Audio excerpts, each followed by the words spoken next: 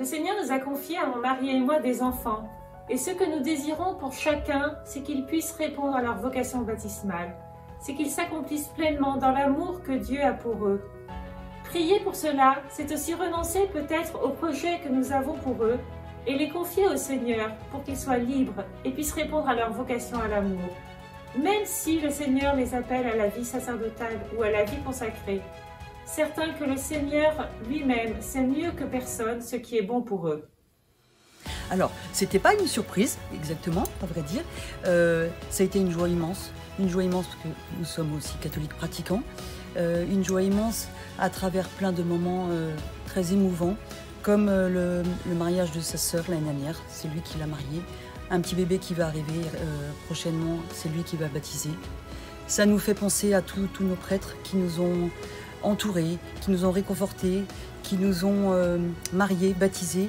Et on se dit que d'avoir cette joie immense, d'avoir aussi un fils prêtre dans notre famille, c'est quelque chose de magnifique.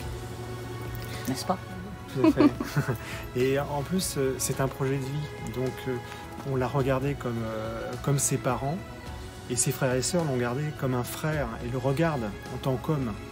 Et pas simplement comme prêtre. Et pour ça aussi, ça revient à ce qu'on disait et ce qu'on a pu dire, c'est sur la liberté et de pouvoir l'accompagner. Toujours dans cette vision de l'homme qui doit s'épanouir dans ses choix et dans son projet de vie. Mes parents ont réagi de manière complètement différente.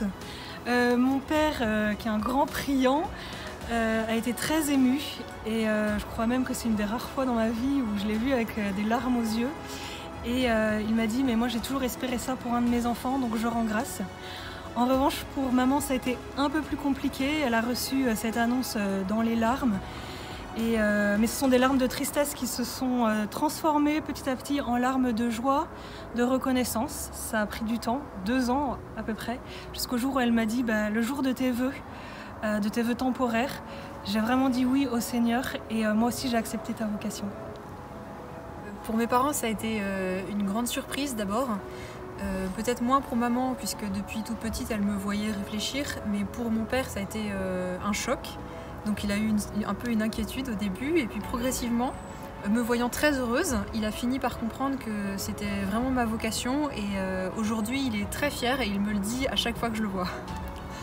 Alors, étonnamment, la vocation avait été perçue presque avant que je ne le devine par mon papa.